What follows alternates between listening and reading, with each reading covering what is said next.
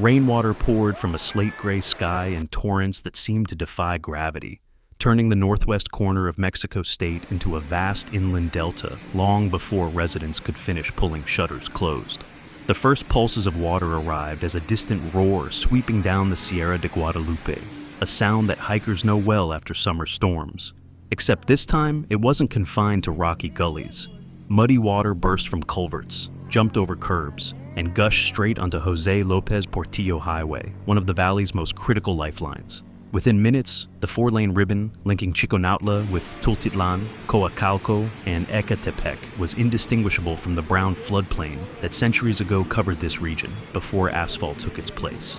Street vendors who usually hawk tacos and phone chargers at Plaza Coacalco watched helplessly as tables swirled away like plywood rafts. Taxi drivers abandoned their green and white Suru sedans on the center divider after tailpipes coughed their last breaths in knee-deep water.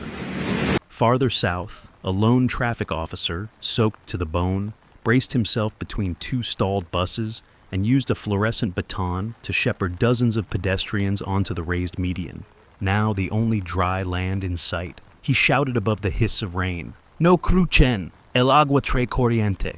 Don't cross, the current will take you. Behind him, lights on several articulated units of Mexibus Line 2 flickered and died.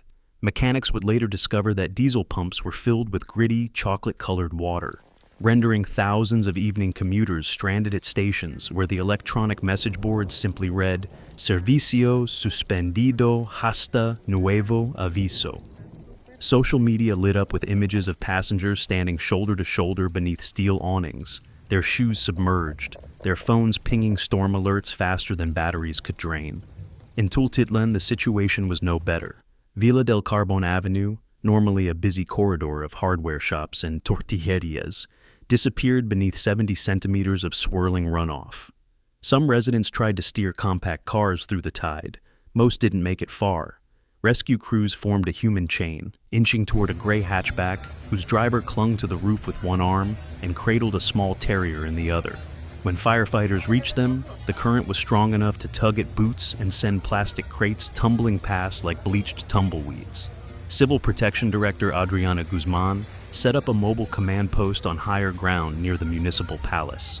Over 2 crackling radios, she coordinated drainage pumps for the Santa Teresa neighborhood of Chimalhuacan, where floodwater lapped at door hinges, and dispatched ladder trucks to the Tultepec-Tantango highway, where a delivery van had slammed sideways into a guardrail, its cargo of bottled cooking oil now bobbing in the surging flow.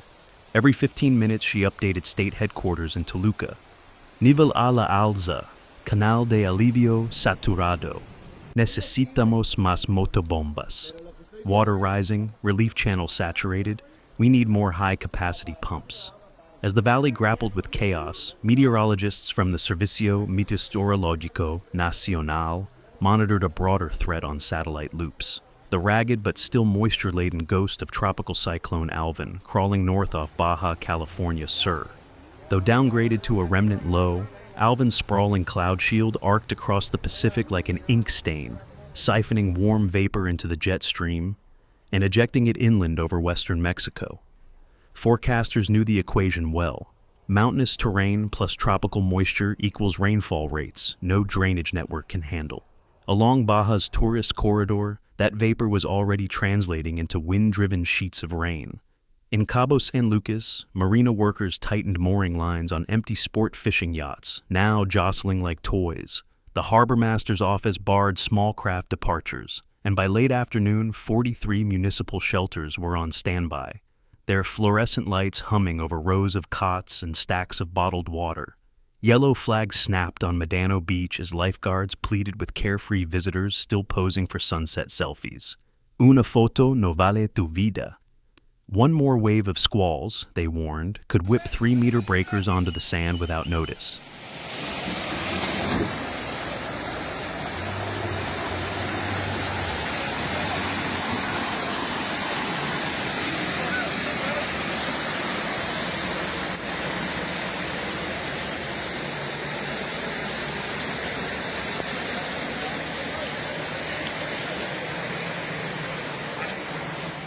Back inland, night descended, but the storm refused to loosen its grip.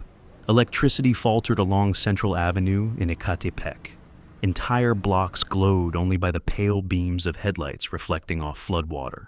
Residents formed bucket brigades to divert flow away from front doors.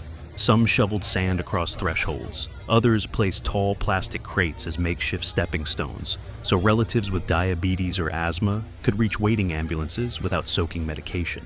Overhead, the orange sodium lights of the elevated Mexibus track created surreal halos in the steam rising from warm water meeting cool night air. Amid the tension, small acts of solidarity blossomed. An elderly couple trapped on a bus in Coacalco were carried piggyback to safety by a young baker who had earlier lost every loaf cooling on his storefront racks. A hardware wholesaler rolled open his storage bay and handed out free PVC pipe so neighbors could improvise siphons. Volunteers from a local radio collective threaded extension cords through a second-floor window and recharged dozens of phones, allowing frantic texts, "Estamos bien, no salgan," to reach anxious family members across the capital. The hydraulic nightmare finally crested after midnight, but the aftermath revealed fresh wounds. Pavement on Jose Lopez Portillo had buckled in 2 places, splitting like a ruptured seam. Potholes hid under opaque pools, ready to claim morning traffic. Market stalls at Tianguis San Cristobal resembled soggy cardboard mazes, their vendors already calculating which electronics could be salvaged, which school uniforms could be washed, which dreams of a profitable weekend had washed away. Meteorologists offered little comfort for Sunday. A second tropical wave, sliding beneath the Yucatan Peninsula, threatened to merge with Alvin's moisture plume and curl back over the volcanic axis, reloading skies above the very neighborhoods now scraping mud from front steps. In mountain villages where families built cinderblock homes along illegal stream beds, the loudspeakers mounted to pickup truck roofs repeated their monotone plea: keep a go bag ready, identify the nearest shelter, do not sleep with windows barred. Dawn broke with a fragile pink glow reflecting off puddles that stretched block after block. Exhausted firefighters leaned against pump housings, helmets cockeyed, faces streaked with grit. Children splashed through water on their way to inspect damaged classrooms, giggling when sneakers heaved bubbles with every step.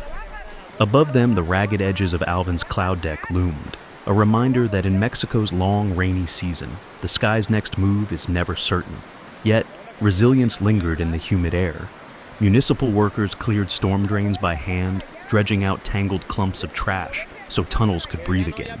Street artists dragged paint cans onto a half-dry sidewalk and stenciled bright arrows marking safe pedestrian routes around sinkholes. At a temporary shelter in Los Cabos, cooks stirred vast ollas of pozole, the broth's aroma drifting through humid corridors and coaxing weary evacuees into shy smiles. A local band, its gig at a resort canceled, arrived unannounced, guitars wrapped in trash bags offering a spontaneous serenade that drowned out the rumble of distant thunder. The weekend was far from over, but the message was clear. Whether it is mountains funneling water into clogged city streets, or a downgrading cyclone flinging surf onto tourist beaches, nature's power crosses municipal borders as easily as storm runoff crosses curbs. And so, communities across Mexico braced for round 2. Sandbags stacked higher, radios tuned closer, hearts steadied by the knowledge that when the sky opens again, they will face it together. One bucket, one song, one lifted neighbor at a time. Thank you for watching. See you in the next video.